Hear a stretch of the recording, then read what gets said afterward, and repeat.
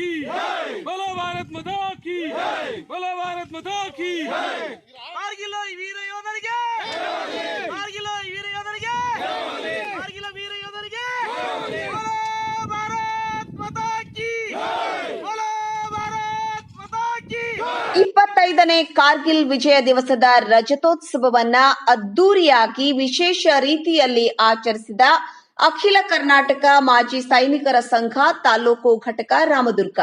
ಹೌದು, ದಿನಾಂಕ 30/7/2024 ಮಂಗಳವಾರದಂದು ಮುಂಜಾನೆಯಿಂದಲೇ ರಾಮದುರ್ಗ ತಾಲೂಕಿನ ಕಮಕೇರಿ ಗ್ರಾಮದಲ್ಲಿ ದೊಡ್ಡ ಹಬ್ಬದ ವಾತಾವರಣವೇ ಮೂಡಿತ್ತು.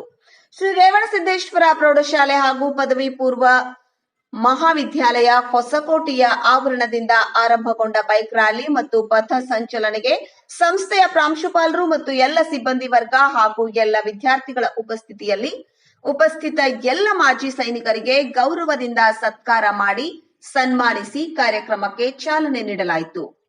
ಅಲ್ಲಿಂದ ಆರಂಭಗೊಂಡ ಬೈಕ್ ರ್ಯಾಲಿ ಮೆರವಣಿಗೆ ಹೊಸಕೋಟೆ ಸಂಗೊಳ್ಳಿ ರಾಯಣ್ಣ ವೃತ್ತ ತಲುಪಿತು. ಅಲ್ಲಿಯವರೆಗೆ ಪ್ರೌಢಶಾಲೆಯ ಮತ್ತು ಕಾಲೇಜಿನ ವಿದ್ಯಾರ್ಥಿನಿಯರು ಪಥಸಂಚಲನದಲ್ಲಿ ಭಾಗವಹಿಸಿ ಜಯ ಘೋಷಣೆ ಕೂಗುತ್ತಾ ಸೈನಿಕರಿಗೆ ಮತ್ತು ದೇಶಕ್ಕೆ ಗೌರವ ಸಲ್ಲಿಸಿದ್ರು.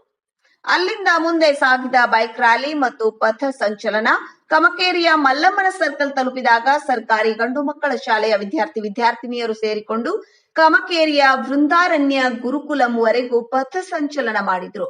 ಮೊದಲೇ ಘೋಷಣೆ ಮಾಡಿಕೊಂಡ ಪ್ರಕಾರ ಸರ್ಕಾರಿ ಗೋಮಾಳಿ ಜಾಗದಲ್ಲಿ ಕಾರ್ಗಿಲ್ ಯುದ್ಧದಲ್ಲಿ ಹುತಾತ್ಮರಾದ ಎಲ್ಲಾ 527 ವೀರ ಸೈನಿಕರ ಹೆಸರಿಗೊಂದು ಗಿಡ ನೆಡುವ ಕಾರ್ಯಕ್ರಮದಲ್ಲಿ ಅಲ್ಲಿ ನೆರೆದಿದ್ದಂತಹ ಬೆಳಗಾವಿ ಹಾಗೂ ಬಾಗಲಕೋಟೆ ಜಿಲ್ಲೆಯ ಮಾಜಿ ಮತ್ತು ಹಾಲಿ ಸೈನಿಕರೊಂದಿಗೆ ಕಮಕೇರಿ ಗ್ರಾಮದ ಗುರು ಹಿರಿಯರು, ಮಹಿಳೆಯರು, ಯುವ ಮಿತ್ರರು, ಗುರುಕುಲಂನ ಎಲ್ಲ ಗುರು ವೃಂದ ಮತ್ತು ವಿದ್ಯಾರ್ಥಿಗಳು ದೇಶ ಮತ್ತು ಸೈನಿಕರ ಜಯ ಘೋಷಣೆಗಳನ್ನ ಕೂಗುತ್ತಾ ಹರ್ಷದಿಂದ ಎಲ್ಲರೂ ಗಿಡಗಳನ್ನು ನೆಟ್ಟು ಹುತಾತ್ಮ ಯೋಧರಿಗೆ ಗೌರವ ಸಲ್ಲಿಸಿದ್ರು.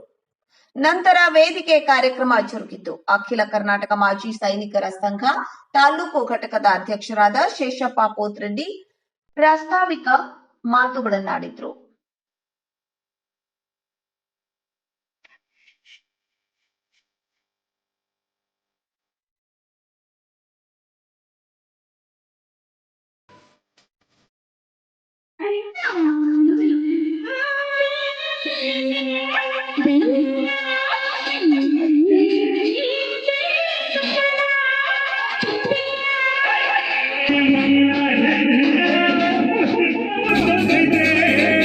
ವೀಕ್ಷಕರೇ, ನಮ್ಮ ಸತ್ಯಂ ವಾಹಿನಿಯ ಪ್ರತಿದಿನದ ಅಪ್ಡೇಟ್ ಮಾಹಿತಿಯನ್ನ ತಿಳಿದುಕೊಳ್ಳಲು ಸತ್ಯಂ ಟಿವಿ ಕನ್ನಡ ಯೂಟ್ಯೂಬ್ ಚಾನೆಲ್ಗೆ ಸಬ್ಸ್ಕ್ರೈಬ್ ಹಾಕಿ ಹಾಗೂ ಬೆಲ್ ಐಕಾನ್ ಅನ್ನು ಕ್ಲಿಕ್ ಮಾಡಿ.